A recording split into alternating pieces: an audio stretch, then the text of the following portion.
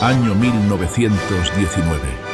La República Dominicana está marcada por la ocupación extranjera y el auge de figuras que más tarde se convertirían en tiranos. En un pequeño pueblo, una joven llamada Isabel Guzmán viviría un horror indecible, víctima de la crueldad de un hombre que, con el tiempo, sometería a toda una nación bajo su puño de hierro. Esta es la historia de Isabel, la historia de una víctima, la historia de un crimen que nunca recibió castigo. Isabel Guzmán era hija de José Núñez y vivía con su familia en San José de los Llanos, una comunidad perteneciente a San Pedro de Macorís. En tiempos de la primera ocupación norteamericana, la violencia y la represión sacudían la región. En busca de refugio, Isabel y sus padres decidieron quedarse en la casa de su hermana, Fermina Guzmán, esposa del guerrillero Olivorio Canela. Sin saberlo, aquella decisión marcaría para siempre el destino de Isabel.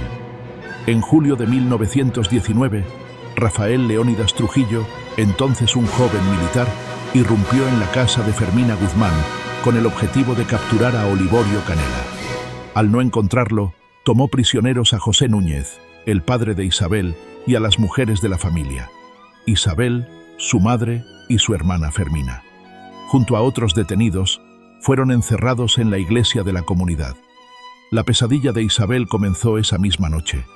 Engañada por Trujillo, la joven fue llevada al campanario del templo católico, donde fue brutalmente violada, sin que el sagrado recinto sirviera de protección alguna.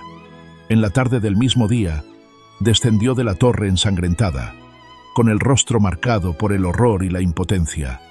Pero la pesadilla no terminó allí. Esa misma noche, entre las 8 y las 9 de la noche, Trujillo la obligó nuevamente a sostener relaciones con él, esta vez en plena calle.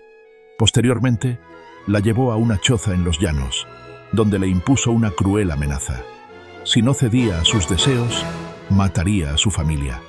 Ante la violencia y el terror, Isabel no tuvo escapatoria. Las declaraciones de Isabel fueron desgarradoras. Me trató como a una perra, expresó con dolor. Me cogió como a una vaca.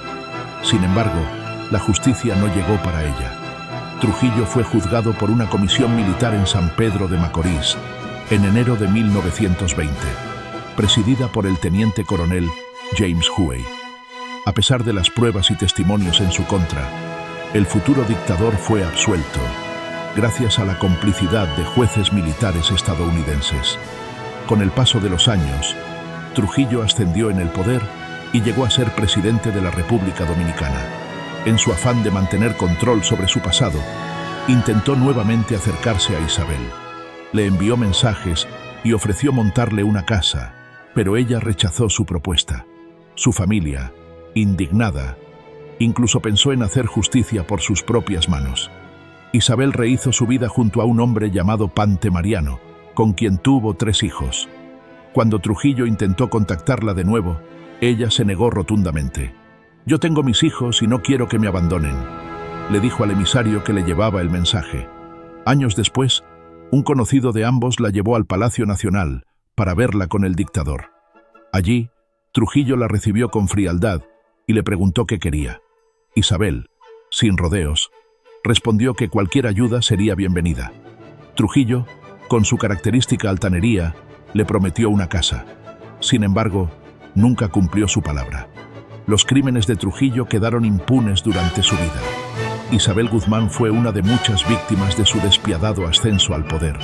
Su historia, marcada por el abuso, la impunidad y la resistencia, es un testimonio del dolor sufrido por tantas mujeres en tiempos de opresión. En sus propias palabras, Isabel resumió su calvario con crudeza y tristeza. En los llanos me ofendió él como a una vaca, como una bestia en la sabana, porque ese hombre, él no pudo ni alquilar una pieza para haberme llevado, bueno, como una perra.